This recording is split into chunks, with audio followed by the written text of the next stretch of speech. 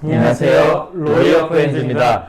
구독, 좋아요, 알람 눌러주세요. 네, 눌러주세요. 최근에 크게 좀 이슈가 된 문제가 있었는데 맞아요. 그 사건 말고도 항상 문제가 되는 그런 범죄가 하나 있죠. 도찰. 모 앵커가 지하철에서 피해자분 동의 없이 휴대전화기를 이용해서 몰래 찍다가 걸려가지고 제3자가 보고 신고했다고 그렇죠. 현행범 체포됐다. 이 경우에는 그럼 어떤 범죄가 성립되는 거죠? 성폭력 범죄에 처벌 대행하는 특례법 위반 카메라 등 이용 촬영 몇 조죠? 몇 조죠?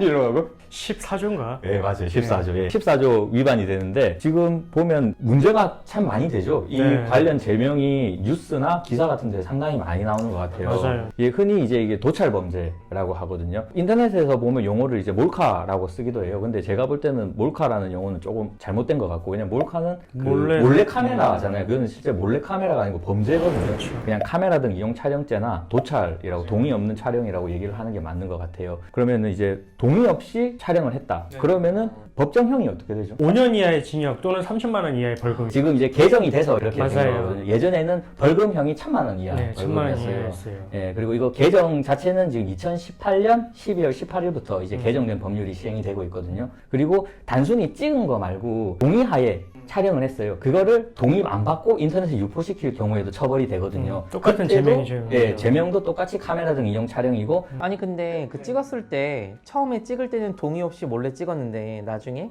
찍힌 사람이 그래 뭐 찍을 수도 있지 하고 동의하면은 그 경우엔 죄가 성립 안 하는 건가요? 사후적으로 동의를 했다면 뭐 이런 질문 하지 마. 근데 그렇게 되면 신고 자체를 안 하겠죠. 혹시나 촬영 당시에는 비동의라 가지고 신고를 했는데 나중에 그 사람이 고소를 취하해 준다. 그러면은 범죄는 성립이 되지만 양형에서 조금 참작은 되겠죠. 이 친고죄가 아니기 때문에 그렇죠. 피해자가 처벌을 원치 않는다고 하더라도 절차는 진행이 돼요. 그렇죠, 맞죠. 영상을 이제 인터넷에 유포를 시키는데 돈 벌려고 유포를 시키면 더 중하게 처벌이 돼요. 7년 이하 징역이면 7년 이하 징역. 이제 그거는 벌금형이 없어요. 7년 이하 징역이니까 무조건 징역형 아니면 집행유예. 두 가지밖에 방법이 없는 거죠. 영리 목적 없이 그냥 친구들끼리 돌려보는 거는 해당이 유포죠, 안 돼요? 유포. 예, 일반 유포죠. 그거는 14조 1항 또는 2항이 되겠죠. 그리고 이 범죄 같은 경우에는 2018년 12월 18일 날 이제 개정이 됐는데 그 개정 전에는 약간 그 입법에 흠결이 있었어요. 그 복제물이 복제물 관련된 문제인데 불법 촬영된 영상물을 보면서 그거를 카메라로 찍었을 때 이거를 또 다른 도찰로 볼 수 있겠느냐, 그게 문제가 된 판례도 있긴 있었거든요. 그때는 안 된다고 했어요. 카메라 등 이용 촬영죄가 아니라고 했어요. 근데 법이 개정돼 가지고 복제물의 복제물 역시 카메라 등 이용 촬영죄가 성립이 되기 때문에 다른 사람이 카메라 등 이용 촬영죄 범죄를 범해가지고 뭐 인터넷에 올린 거를 내가 보고 내 카메라로 찍었다. 그거 역시 카메라 등 이용 촬영죄가 성립이 똑같이 처벌 돼요. 대상돼요. 예, 상당히 주의하셔야 되고, 맞아요. 말씀드릴 게 인터넷에 보면 도찰한 영상, 사진 같은 게 그 짤방 같은 형태로 많이 돌아다녀요. 그거를 다운받았다가 내가 다른 글을 올릴 때 나도 이 짤방 써야지 올렸다. 어떻게 될까요? 똑같이 카메라 등 이용 촬영죄 처벌받게 돼요. 그랬다가 진짜 소환 통지가 오는 경우가 그렇죠. 있거든요. 그리고 이게 성범죄거든요. 성범죄 같은 경우에는 이제 처벌이 되면 부수적인 처분이 많이 붙죠. 보안 처분이 따라 붙죠. 예, 보안 처분 대표적인 게 뭐일까요? 뭐 가장 뭐 대표적인 건 신상정보 등록이 된다는 거. 등록. 네. 또 뭐가 있을까요? 아예 공개고지가 되죠. 예, 공개고지 또 있잖아요. 네. 그리고 또 지금 뭐 성범죄 치료 강의 이수. 네, 그것도 있고 네. 또 하나 더가 이제 취업 제한도 붙어버려요. 예, 취업 제한이 뭐 당연히 모든 회사의 취업 제한이 되는 건 아니고 이제 아동 청소년이 같이 있는 곳에 대한 취업 제한이긴 하지만 이런 부수적인 보안 처분이 상당히 많이 붙거든요. 아동 청소년 관련 기관이 또 되게 넓어요. 네, 맞아요. 거의 네. 뭐 학원이나 이런 데는 아예 안 네. 된다고 보시면 네. 되고요. 아까 등록 얘기하셨잖아요. 네, 네. 그 등록이 뭐 어떤 제도인가요? 네, 사실 네. 신상정보 등록되는 내용에 대해서 그것도 성폭법에 다 규정이 되어 있는데, 일단 뭐 성명, 주민등록번호, 직업 및 직장 등의 소재지, 소유 차량의 등록번호, 그리고 신체 정보, 탈탈 털리는.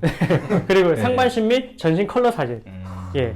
그것을 이제 제출을 해야 돼요. 관할 경찰관서에. 근데 제출을 하게 되면 매년 이제 가서 이제 내가 여기 살고 있다는 걸 말씀을 드려야 되는데, 그 신고할 의무 또한 해태하게 되면 또 다른 이제 처벌의 대상이 그렇죠. 돼요. 또 벌금 네. 나올 수 있죠. 네. 그리고 이 신상정보 등록이 되면 벌금형만 선고받더라도 10년 동안 신상정보 그렇죠, 등록이 예, 되고, 예. 그리고 처벌받는 형에 따라서는 점점 올라가죠. 장기 최장 예, 30년까지 30년까지. 그렇게 문제가 됩니다. 벌금 같은 경우는 1년에 한 번씩이고 이제 집행유예 같은 경우에는 6개월이고 또 형이 계속 올라가면 3개월마다 가는 경우도 있고 이게 다르긴 해요. 단순히 벌금 받는 거에서 더 나아가서 이런 이제 불이익한 보안 처분까지 되기 때문에 절대 하시면 안 되고. 그리고 신상정보 공개명령 같은 경우에는 그 우리 성범죄 휴대전화자 이 알림 사이트 있잖아요. 아, 그렇죠. 네, 거기 거기를 지금. 통해서 이제 검색을 하게 되면 네. 우리 집 주변에 어떤 사람이 이제 어떤 범죄로 살고 있다. 예, 처벌받았다 네. 이게 뜨거든요. 사실 그렇죠. 그렇게 되면 정말 이제 집 밖을 나가는 것조차도 이제 되게 두려운 상황이 될 것이고 예, 맞습니다. 그래서 문제가 될 수 있죠. 절대 그 카메라 같은 걸 사용해가지고 동의받지 않고 다른 사람 신체를 촬영하시면 안 되고요. 혹시나 그런 사건에 뭐 연루가 된다면 싹싹 밀어야죠. 참 요즘은 핸드폰 디지털 포렌식 하면은 다 다 나와. 튀어나오니까. 다 나와. 맞아요, 다 맞아요. 나와, 진짜 다 나와. 부인하면 괜히 죄질만 안 좋아질 뿐이지. 맞아요. 여제까지 들어갈 수 있으니까 조심하셔야 됩니다. 네. 예. 오늘은 저희가 말씀하시죠.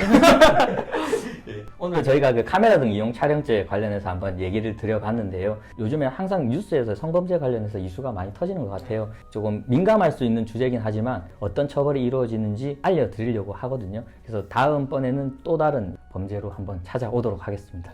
감사합니다. 감사합니다. 감사합니다. 영상 재밌게 보셨나요? 저희가 준비한 또 다른 재밌는 영상을 보시려면 이쪽으로 가시면 되고요. 구독 눌러주실 거죠? 구독은 무제니까요.